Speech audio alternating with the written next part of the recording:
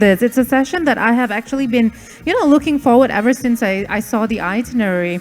And yes, you heard me right. A whole lot of beautiful, strong women to discuss on levers of game of change, creating a fair game. May I call upon our moderator, Lenny Seng, co-founder and CEO of Droppy, and along with her to share experiences being a woman in the tech ecosystem, are Lalita Wimel, Global Director of Engagement Community of Techstars, Fei Yu, Head of Southeast Asia Pacific Global Gaming Meta, and Roshni Masani Cheung, Founder and Group CEO, The Parentine Obama Leader APAC. Ladies, the floor is yours. Thank you. All right, good afternoon, everyone. So today we're going to talk a little bit more about what is creating a fair game to everyone. And I think we have three amazing panelists here today. And all three of them actually share and have heaps of experience in creating initiative experiences, whether it's in MNCs or in startups, to bridge and have a more inclusive society within the ecosystem and the industry that they have. So why not I open the introductions to the fellow panelists. Maybe we start with Lalita. So you can introduce... No pressure. We can do a little bit of introduction of what would you do, but I think would be good to understand your thoughts on what is the definition of fair game. Oh, that is a big one, especially to start with. Thank you very much for having me. My name is Lalita Wemmel. I am the Global Director of Engagement at Techstars. And for those of you that don't know Techstars, we are the worldwide network that helps entrepreneurs succeed, which means nothing, but essentially, we are one of the largest accelerators and investment funds in the world. We're based in Boulder, Colorado, and I am very proud to have been with the company for the last 8 years, incredibly focused on ecosystem development and community building. So I've been based in Kuala Lumpur for the majority of my tenure here, and in saying that, when I talk about fair game, I think about fair game from the perspective of a woman, but also from the perspective of somebody that is so far removed from the headquarters, the epicenter of my company, and how do I represent the voice of not just a woman, but of the ecosystem and the region that I am a part of. So when I think about fair game, I think about inclusion and equitability and diversity, which I know we all will touch on at some point, but it really is about that. It's not just a afterthought in terms of being a woman. It is not just something that I talk about for my gender, but it is something that I actively think about whenever we do programming. How do we create that value at the table and make sure that everybody in our ecosystem feels invited to be part of the conversation? So in saying that, yeah, that's what I do. If you have any other questions, you can talk to me later. But we'll definitely have more talks about that. Over to you, Fei. You want to share? Sure. Hi, everyone. I'm Fei. I'm the head of CPAC Global Gaming for Meta. I've worked for Meta for the past 8 years, from Hong Kong office, Taiwan office, and now I relocated to Singapore just last year. I've been in the tech industry for the past 20 years across not just Meta, Google, as well as Microsoft. So my passion is not just in technology and digital. My passion is also driving inclusion. So I'm leading the DEI committee for APAC Meta. For gaming org, as well as I'm co-leading the disability ed for Meta APAC as well. I'm always a big advocate for women across APAC. What is the fair game to me? Sam, I think to drive DEI, diversity, equity, and inclusion is what I call fair game. What I call DEI is that for everyone to feel the sense of belonging, and for everyone to feel that I can bring whole self to work, to feel that you can be authentic yourself to work, as well as everyone could feel valued in the workplace. That's the most important thing. And because of that, that's really the key element that you can drive change, you can drive innovation, and you can drive business growth in a workplace. I love that, and especially when you capture sense of belonging. So we're going to talk a little bit more about that later as well. So, Roshni, how about you? Hey everyone, my name is Roshni Matani, and I'm the CEO and founder of The Parent Inc. The Parent Inc. is the Southeast Asia's largest mom, baby, and dad platform. So we've got about 70% of all parents in Southeast Asia who use our application or go to our website for good content on how to be a better parent. So for the parents out there, because I'm a founder and always be closing, please go and download our app and give us a 5-star review. At the same time, Inclusion and belonging right there. Absolutely. At the same time, I have a direct-to-consumer brand called Mama's Choice, and we're Southeast Asia's leading safe, halal, and natural baby product company. So we have everything that woman would need during her maternity and nursing journey, as well as a young baby's journey. Our products are available on our website, but they're also available on Shopee and Lazada, etc. And what does fair game mean to me? So when I first talk about, when I saw the topic fair game, the only thing that came to my mind was the 2010 thriller with Naomi Watts and Sean Penn, which is fantastic. So please go and watch it. It's really, really a good movie. And that's what came to my mind initially. And then I was like, fair game with regards to this panel. And I think it's exactly what the two of them talked about, right? It's really about creating an equitable society, right? Something where all of us feel like we have a part to play in and we feel welcomed. So how do we create that welcoming spirit? And really it's about inclusion, and it's not just about women for women on a panel talking about women's stuff. That is not equitability, right? So it's really about making sure we have diversity and representation at any point in time. I just have one more thing to add. I feel like we're going to repeat a lot of the words diversity, equity, inclusion throughout this entire panel. And I think it's really important for us to, right at the top, point out that all three of these things are very big, vague words, but they mean very different things. Like diversity is about making sure that there is a diverse set of voices up here. So when we talk about fair game, like, yes, it's amazing that these women and I are up here today to talk about it, but it doesn't really represent all underrepresented demographics in our ecosystem. And when we talk about inclusion, it means that all of these people feel that they have a voice at the table and they feel comfortable sharing that voice. And equitability means that all of those voices mean the same weight. There is weight that is equitable across all of those, and it's not one is more important than the other, which is why those three things, as much as they are a jargon term and they are a big umbrella that lots of brands talk behind, it's very important that all three get hit, and it's not just about being diverse or being inclusive or being equitable. Making sure that you hit all three things is really what makes it a fair game. Yeah. And we talk about, and we can short form it to DEI, right? So I think like the one common thing that the three of you have done over many, many years is you have worked on building communities and programs and initiatives that is catered and designed specifically to cover these DEI's experiences. So for Lalitha, you have under Techstars, the Startup Weekend Female Founder Edition. For Faye, you have She Means Business as well. And for Roshni, you also have created the Female Founder Asia Network. So I think let's talk a little bit more about your journey many, many years ago when... Don't say so many manys. Not too long ago. Not too long ago, excuse me. And how did you start that? What made you start this community, these programs? And what's your journey like so far? Maybe we can start with Roshni. Sure. So I'm someone who loves numbers. So I'll start off with a couple of numbers, right? So as of today, 32% of tech startup employees are women. Not bad, right? 32%. We're nearly there, even though we're about 50% of the population, right? 23% of tech companies in Southeast Asia have a woman founder. Also pretty impressive in comparison to where we were 10 years ago, right? So 32%, 23%.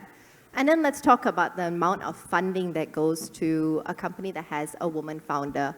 Last year, 17% of all venture capital money that was deployed went to companies that had a female co-founder. Now that's quite bad, but not as horrific as some other countries, right? But if we go deeper, only about less than 2% of this funding went to companies that have a woman CEO. So when there's differences, right? A woman co-founder, a woman employee, and then the woman who calls the shot, the woman CEO. And if we, again, look at it, even in my own group of friends, and I know a lot of women founders in Southeast Asia, we're a Series D company. We've got a lot of prolific investors, but I can only name you about 10 other women CEOs who have raised more than 10 million US dollars in capital. I can name you about 50 or 60 of my male friends who have raised more than 10 million USD. So these numbers are really, really paltry when we look at it, right? So, sometimes we like to put that they'll say, right, you slap a lipstick on an animal, right? But, to make it look pretty. But at the end of the day, let's go back to the foundation, right? So why is so little money trickling down to women CEOs? And why are there so few women CEOs to begin with? So that was one of the reasons why I created Female Founders, because I was fed up of coming to tech conferences and sitting on a woman panel representing women issues. And at the end of the day, we all walk away and there's really no change. So how do we make sure that we can create a network, a system where women have a place at the table? And when I talk about the table, I'm not talking about the dining table, right? So we want to make sure that we women, we have a seat at the boardroom and we're chairing the boardroom because we are half of the world's population and we do hold up half the world's sky. Fantastic. Faye, what about you? Yeah, so while Rashini talked a lot about data, fantastic examples, I think I will start with really long time ago, where my personal journey. So what I'm so passionate about women in tech or women leadership is that when I was born, I was born in Taiwan, South Taiwan, we're a really small town, and my grandparents they really wanted a boy at that time, but they have 6 daughters. And when my mom and my aunties, they have their kids where, and my grandparents, they wanted, like their grandsons instead of granddaughters, right? But purely all granddaughters, one of them. So I grew up with a lot of women, a lot of cousins, all female. But why my grandparents, my parents, they really wanted only boy at that time because that was a stereotype at that society, at that generation, in that time. People feel that like women more submissive, more passive, or not capable of working or being a leader in the future, right? There only could be a supporting role in the family. So they all want only boys at that time, right? So that's how I grew up. And I still feel that that kind of stereotype, that's a big deal and still exists in today's society. Right? And also, I'm living with someone who is having disability in the family, very close to me. And when I look at her, she's huge talent, very talented, but she's facing challenges in school and work right now. So when I think of women, when I think of people with disability, I think of amazing talent. They need help, and we need to drive inclusion to help them and to boost the economy for the society. So that's why I'm so passionate about it. So I'm very fortunate to work at Meta. In Meta, the DEI climate is very strong. So I will talk about Meta internally first, how we help to drive DEI. So one thing is that we believe in community. We believe in community. So for within Meta, we build a lot of internal communities. For example, I'm very active in women APAC. Disability in APAC, I'm co-leading that as well. And also we had Muslim ed, we have Jewish ed, we have many different communities. And within the community, we support each other. We have mentorship program, we have allyship program. We can talk about everything we want. We can get support from the community members. That's how we do that internally, one of the program. And externally, we want to work with NGOs. We want to work with partners locally to change the society, to change the mindset, and to help the underrepresented people in different countries as well. So for example, for women globally, we have a program that is called She Means Business. And until today, 5 years, we supported 1 million women entrepreneurs. We have a lot of free webinars, seminars, in person, online as well, to educate about digital economy, to educate about digital expertise or digital marketing, to help women entrepreneurs how to use digital to sell your product online. So I brought that to Taiwan as well. In 3 years, we trained thousands of women in Taiwan.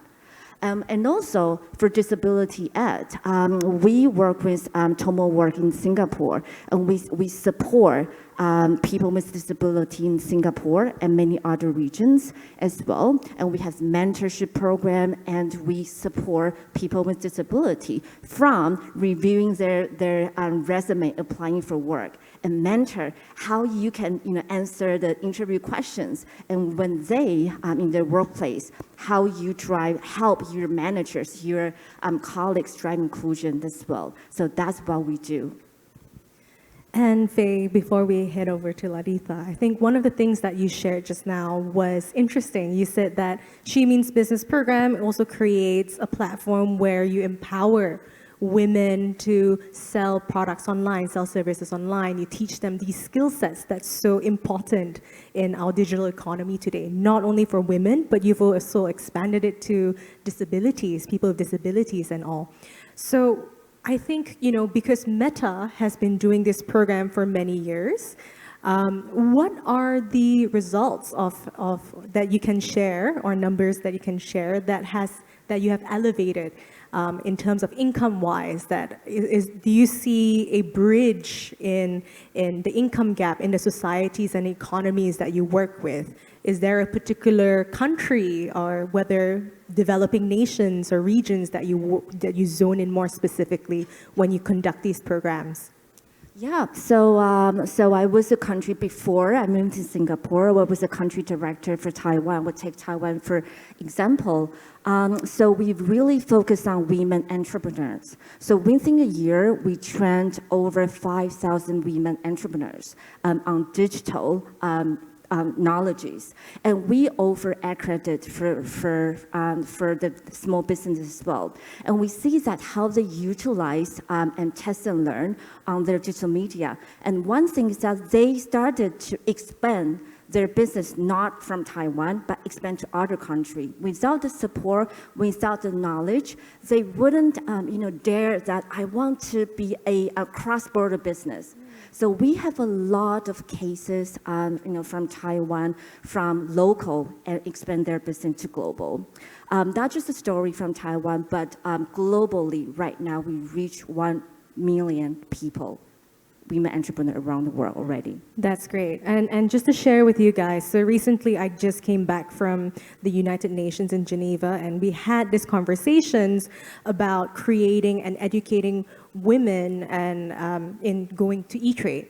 And one of the focus is to actually invest much more work in doing that and elevating women in developing regions, because there are cases that still happen today where people or women in the rural areas find it difficult to get income.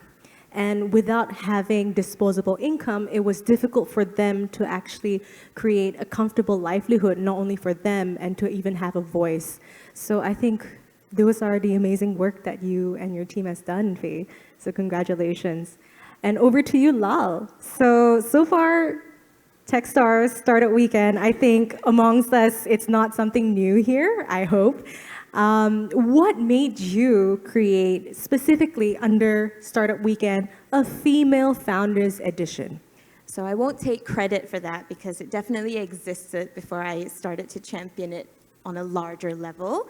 And I'll give a little bit of context before I start. So Startup Weekend is one of the programs that Techstars does in our community lens, and it is the largest early stage entrepreneur program in the world. We do it in over 160 countries.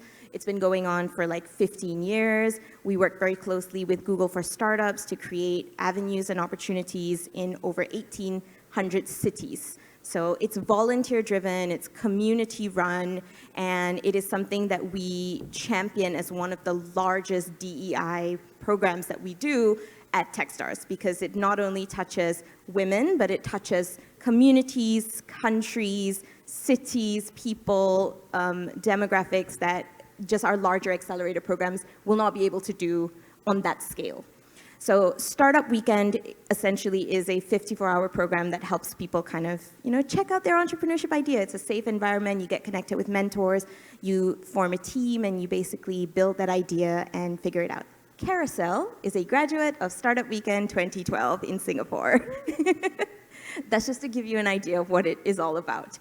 And so when I started my role in 2015, one of the biggest programs we're doing is, of course, Startup Weekend. And it comes as general themes, there are industry themes, there are demographic themes, and across the board, no matter where we ran that program in the world, no matter what theme it was under, it goes back to Roshini's statistic at the top, because our split of gender was always anywhere between 20 to 30% of women, and then 60 to 70% of men, no matter the theme. And as a woman myself, I was just like, I don't understand why that's not happening, because in my circle, in my community, the people I speak to, I know that there are so many women that want this opportunity, that are excited to come in and excited to do this. So I basically conned all of my women friends, and I was like, we have to do this thing. We have to do a Startup Weekend under this female founder umbrella, because I do think that there is an audience for it, and it's just a matter of creating an inclusive environment where they feel they can come in and be a part of it. And sure enough, we did. Lenice was a part of the first one. And that's how we met. And that's how we met. And after we did it, it was a resounding success. Like 100% of the people there were women, which is the complete opposite of any other edition that we had ever run. And like I said, the one I did was not the first one that we had done. There were definitely sporadic ones that we do. It's a fairly popular theme that we run, but it really didn't have the momentum that we wanted it to have 8 years ago. And since starting it in KL, I have just worked a lot closer with our community leaders around the world to do much more global editions or regional editions, where these women in more localized programs that we do have a larger opportunity to connect with other winners, with other people, with other mentors post-program, so that it really takes their journey further. Did you see any changes that's happening? Because you did mention that beforehand, when it's just a blanket Startup Weekend edition, Yeah. there is a disparity between the number of male and female participants. Absolutely, and it's really just a matter of belonging. Coming back to what Faye said earlier, right? It's about them feeling comfortable, and it's about them feeling belonging and having a voice to share what they want to share without any fear of judgment or anything like that, right? When we did our women edition, you can just see the comfort level that the participants are at. They are more vocal, they are louder, the majority of them are coming up to share their opinions, to pitch an idea, and they're all leading. They're all in a position to be leaders when it is that environment, as opposed to when we do more general things. It's not that we don't encourage women to come and join, but it's just not the main theme of marketing if we do like a general edition or a thematic edition, right? And when you have it as an inclusive environment for women, we never say no to men. There's always like 2 or 3 men that end up joining us, because for us it's about inclusion. The only caveat we have is that as a man, you can't lead a team. You have to be part of a team. And that's a great way to do it. And when we do women editions, we also, I guess, think about things that we wouldn't generally think about when we do any other program. Like we try to make sure there's a space for a daycare, or there's somebody that can watch kids. If moms want to bring their kids over because they don't have somebody that can take care of their kids all weekend, or there's a space for nursing. There's just so many more things that you just generally think about more inclusively when you're doing something like this. And that's even on women like us, right? Like when we do more general events, we don't necessarily go to these things immediately, but when we do an event for women, it's suddenly like all of these things come flooding in. So I think it's also about making sure that these spaces, these languages, this inclusion that we're doing is not just specifically for thematic events that we do that are covering demographics. Yeah. We should completely continue championing them, because you create an environment where women feel more comfortable to be more vocal, to be leaders. And I think all the different things we do cover very different stages of that entrepreneur journey, right? Where Roshni is doing things for like much more mature founders, and Faye is doing things to cover skill sets and create that inclusion on a much larger scale. And what we do at Startup Weekend is really covering that very early stage introduction into entrepreneurship. And it's very important to have all these different niches of community that women can go to, graduate to, go in between, to and from, to learn and pick up all these different things, because your journey is not linear, and you need to have safe spaces at every point of it. Do you think that we will ever reach to a stage in the future where we do not have to have such additions? I mean, that's the dream, right? That's what our panel is here to do. Like, after this panel, that's what's going to happen, no? That's right. Yeah. So I'm gonna, and with that said, right, I'll segue into a little bit about your day jobs, your day-to-day activities, and how you run communities and create programs and initiatives for others. And maybe this is specifically more questions for Faye and Lal, seeing that both of you work in a global company. How is it that internally that each of your companies also practice and embraces DEI, aside from just running programs and communities and initiatives? Are there any policies? Yeah, Go ahead. I'll start. Yeah, so actually, I feel very fortunate to work in Meta. It's not my boss or my colleagues are watching. I feel really proud working in this company. I would say that if I assess the DEI climate in my company, I would say that is very strong. And globally, I really love that we have a goal, which we have the goal like 2 years ago, 2019, we said that we want to drive, which is 15-5.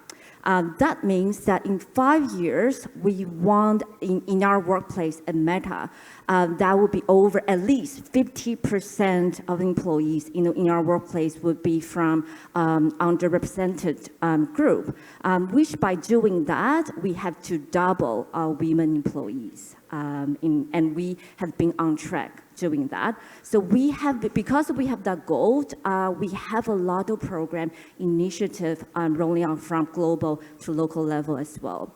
And also we have a framework with strategy, with initiatives, and in our performance review system as well. We have the framework, we call that find, grow, keep and grow, which is that from we want everyone to feel diversity, equity, and inclusion throughout the journey, from interviewing, hiring, from onboarding, and then growing at Meta, or changing job, relocating to other places. You will feel DEI everywhere, and that is in everyone's performance review, from CEO, from VP to every level. So that's very important for all of us. So I really love this culture. That's why I've been with this company for nearly 9 years. Do you see the gap getting smaller and smaller, and how far are we away from that fair game we talk about? Well, I read an article and a research as well. They said if we really want to see gender, equality, that would take 100 years. I hope that wouldn't happen. 100 years? 132 years. Yeah, so that is actually, And what year are we on right now? One. well, I would say we are not there yet. So that's why my company and require everyone and all of you to focus on that. That really require the mindset change and an ecosystem, not just one company, not just one CEO. That requires everyone, and I really think that takes time. Great. What about you, Lal?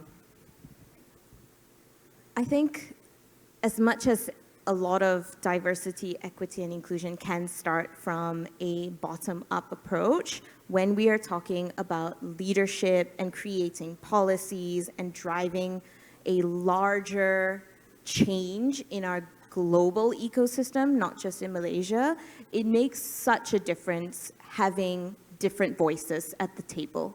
So over the last 2 years or so, at Techstars specifically, we have had a change in terms of our leadership and including so many more women, women of color, and people just outside of our Colorado bubble that have really inserted some very interesting and forward moves for how we are looking at creating importance outside of our America market. So we're still focused on America. We still do so many programs there, which is great for the anchor that we have, but more and more, the voices at the top are seeing the importance of how we can scale and effectively move forward with quality and not just like growing all over the place. And it's really because that there are so many different voices at the table. And I think that is such an important thing to think about because coming back to just my space in the company and where we're at, when I was hired, there were really only 2 people from Techstars in Asia. It was me and my manager. I am a woman and he is a man. And so we had a very 50-50 split from the get-go. And I think when we look back historically on the kind of community leaders, the kind of partners, the kind of programs that we grew, very subconsciously, I can see that we created a very 50-50 split of our community. Like it is not hard for us to identify amazing women leaders, amazing male leaders, amazing leaders from very underrepresented cities. And it's really just because between the both of us, both of those voices were at the start of building something. And that made the way that we built it from the get-go incredibly inclusive. And that included our team, whoever we brought in. Like as much as there was one guy that came in, there was suddenly another girl that came in. Or whenever we did a panel, whenever we filled up participant lists, when we looked at the statistics of the percentages or the split, it was never far away from being 50-50. And that is just a testament to making sure that both voices, all voices that you want to be heard in your community, in your company, are represented at the decision-making level.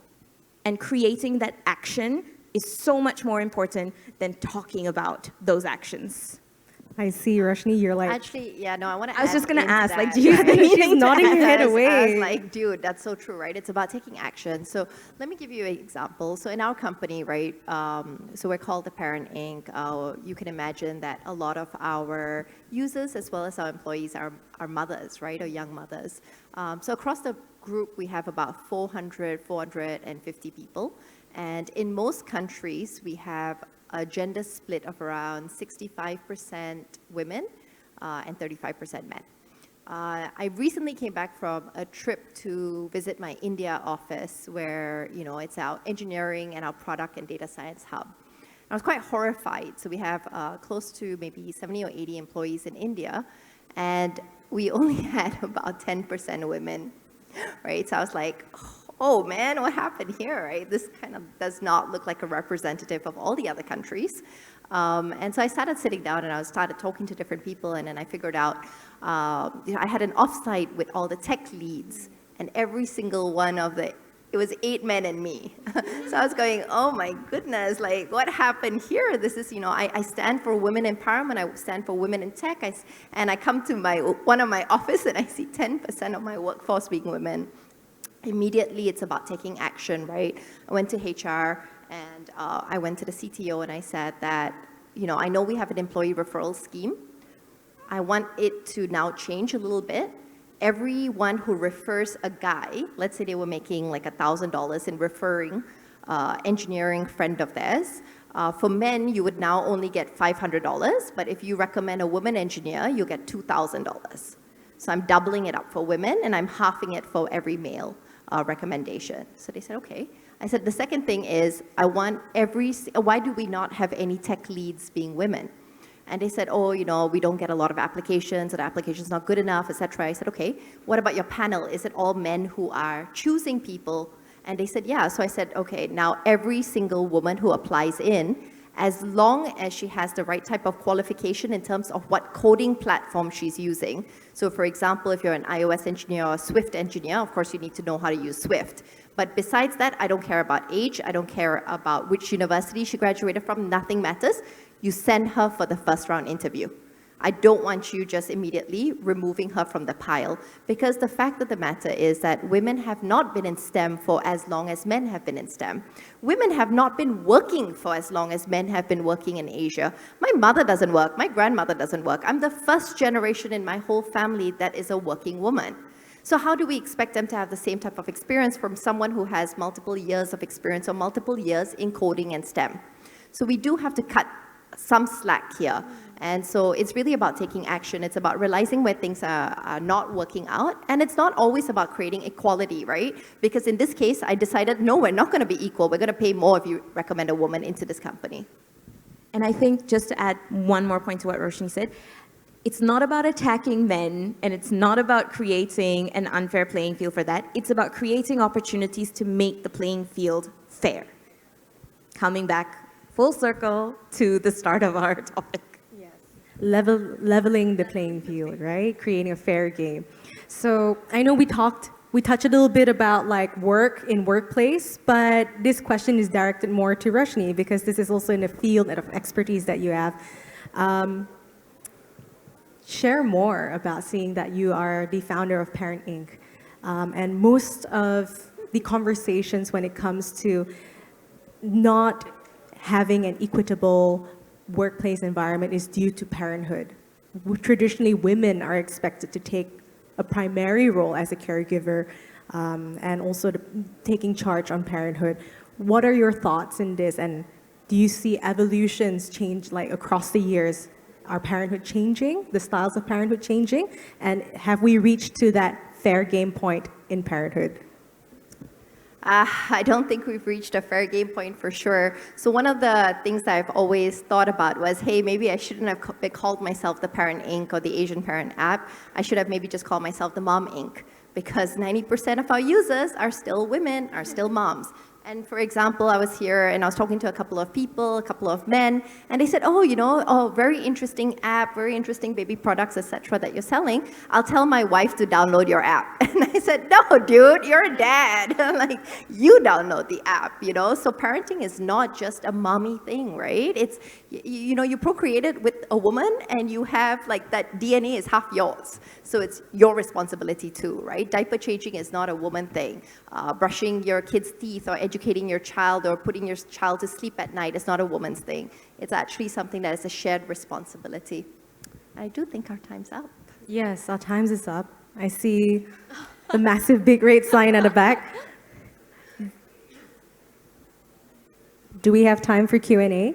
No, we don't, unfortunately. I'm so sorry. We would love to hear from you, and there's so much to discuss about women. I actually had a list of questions myself, but it's so sad that we ran out of time. Thank you so much, ladies. Thank you so much. We love having you here. Huge round of applause for this beautiful panel of ladies, such strong, inspiring, and empowering women. Each and every one of you is such an inspiration to me personally. I loved having you here. We loved having you here. It was truly a thought-provoking discussion that has us all beyond motivated to take a step further to grow to greatness. Thank you, ladies.